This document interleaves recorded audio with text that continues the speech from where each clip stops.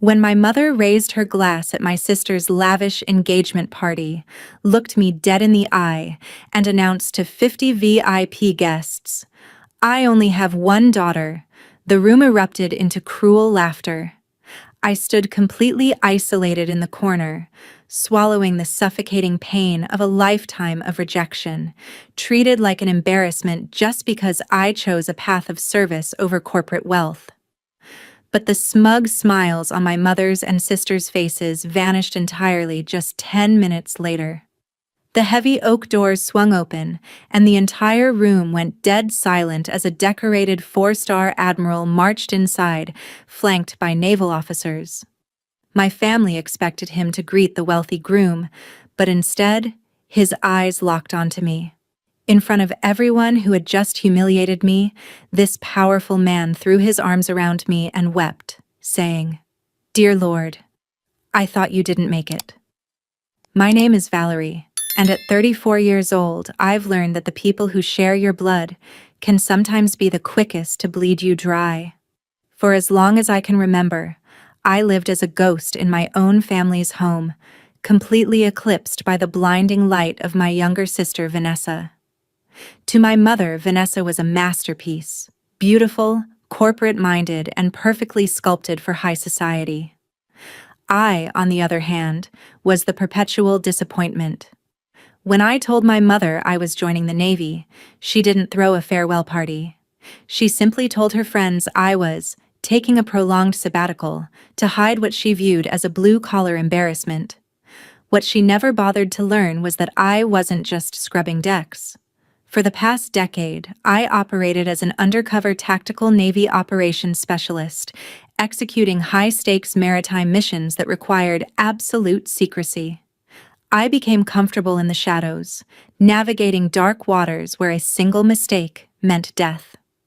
But nothing quite prepares you for the coldness of returning home to a family that treats your survival like an inconvenience. When the elegant, gold-embossed invitation to Vanessa's high society engagement party arrived, a foolish, lingering part of me hoped that maybe, just maybe, time had softened my mother's heart. I put on my best civilian dress, swallowed my pride, and stepped into the den of lions. Before we move deeper into what happened that night, I have a quick question for you. Have you ever been treated like the black sheep of your family? Comment below and let me know. The grand ballroom at the elite Shady Oaks Country Club was a sickening display of old money and desperate posturing. Vanessa's fiancé, Bradley, came from an incredibly influential, politically connected dynasty, and my mother was practically vibrating with excitement at the chance to climb the social ladder. As I stood near the back of the room, sipping water and quietly practicing the rigid situational awareness my naval training had drilled into me, I watched my mother take the stage. She grabbed the microphone, adjusting her diamond necklace to ensure it caught the crystal chandelier light, and began to deliver a toast meant to solidify her place among the elite. For 10 minutes, she showered Vanessa with breathless praise, calling her the crown jewel of our family and a brilliant corporate strategist. But then, her eyes scanned the crowd, momentarily locking onto me, standing isolated in the back corner. A cold, dismissive sneer crossed her lips. She pointed her finger directly at me, leaned heavily into the microphone, and loudly proclaimed to the entire ballroom, "I only have one daughter." The words hung in the air for a brutal second before 50 wealthy VIP guests erupted into polite, condescending chuckles. They looked at me like I was nothing more than an uninvited wedding crasher. My chest tightened, and the familiar, suffocating pain of a lifetime of rejection washed over me. But I didn't cry. I simply stood completely still, swallowing the humiliation and maintaining my military discipline, having no idea the room was about to explode. I turned toward the exit, my heels clicking softly against the marble floor as I prepared to slip away into the night. I had endured enough of my mother's toxicity, and my military training had taught me when to structurally retreat from a hostile environment. But just as my hand touched the brass handle of the heavy oak exit doors, a sudden flurry of motion outside caught my eye. Through the tinted glass, I saw 3 sleek black government SUVs pull into the VIP driveway, their sirens flashing silently.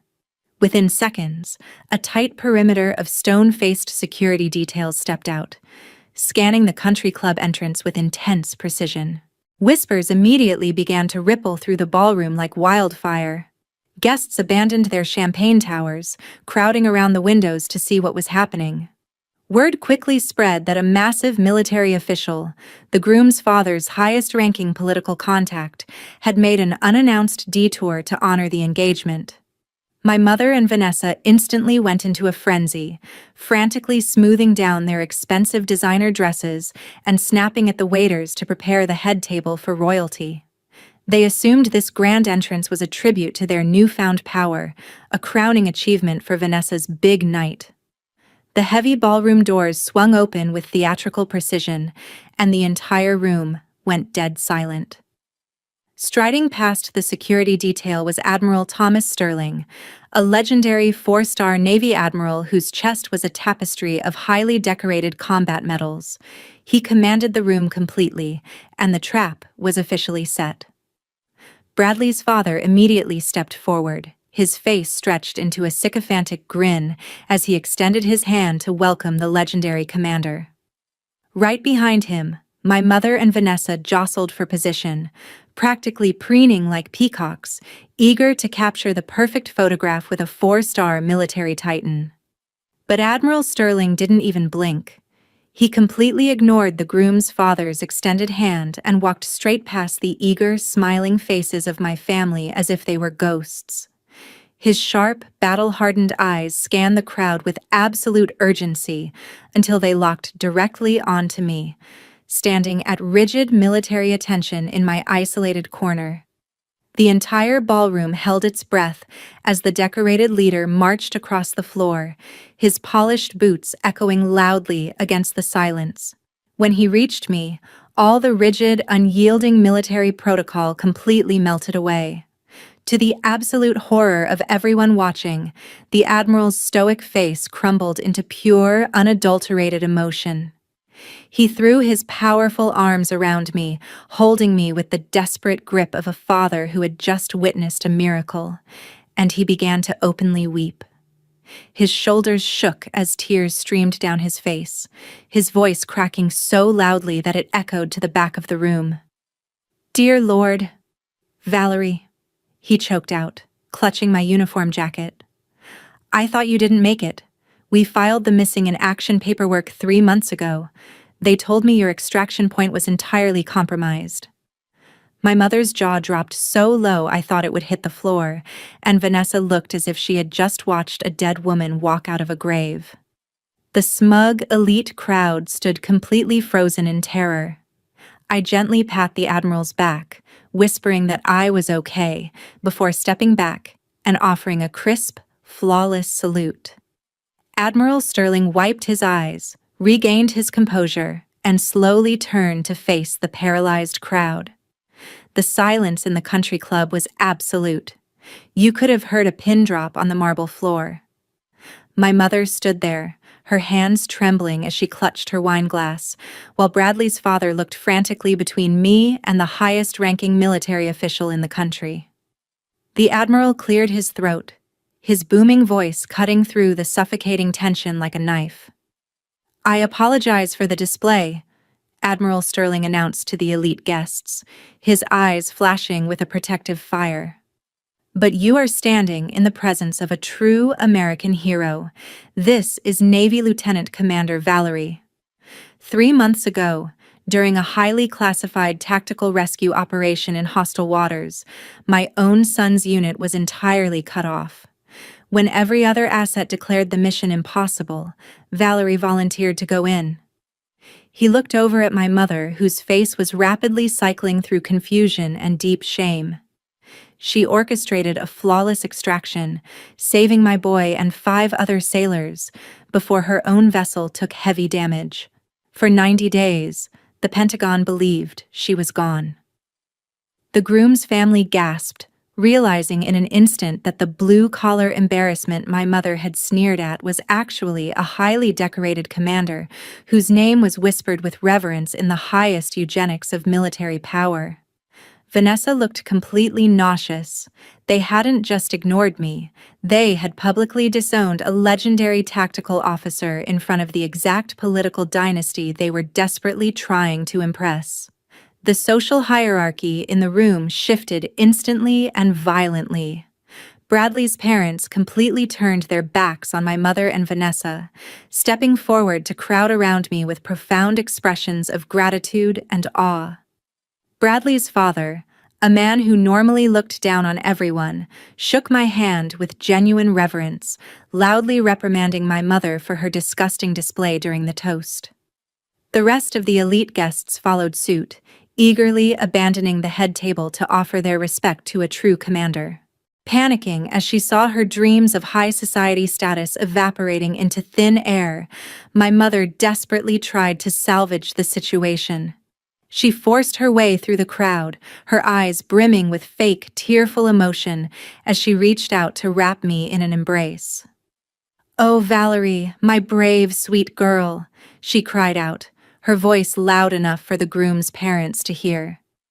"It was all just a misunderstood joke earlier. You know how proud I am of my daughter." I stepped back out of her reach, my expression as cold and unyielding as the North Atlantic.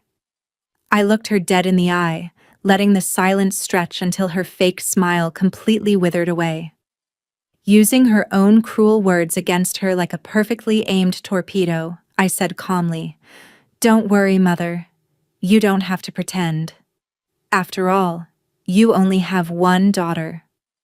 I turned my back on her gasps of horror, leaving her completely ruined in front of the elite crowd. I turned on my heel and walked out of the Shady Oaks Country Club, stepping into the crisp night air alongside Admiral Sterling and his security detail. Behind me, the muffled sounds of a fractured engagement party faded into total insignificance. I didn't look back once. As the heavy oak doors closed, I felt an incredible sense of liberation wash over me. For 34 years, I had chased the approval of a family that only valued superficial status. But as I climbed into the back of the sleek military vehicle, I realized the true meaning of family. It isn't defined by a toxic bloodline that devalues your existence. It's forged in the unbreakable bonds of loyalty with people who would gladly lay down their lives for you. I later learned through mutual acquaintances that the fallout from that night was devastating for my mother and sister. Horrified by their blatant cruelty, Bradley's family indefinitely postponed the wedding, and the local elite completely blacklisted them from high society. My mother's desperate social climbing collapsed under the weight of her own public malice. But I was already a world away, focusing on building a life where I am truly seen and respected. Now, I'm curious about you who listened to my story. What would you have done in my place? Comment below with the city you're watching from so I can see how far my story has reached. I'm also leaving 2 other channel favorites on the screen that will definitely surprise you. Thank you for watching until the end.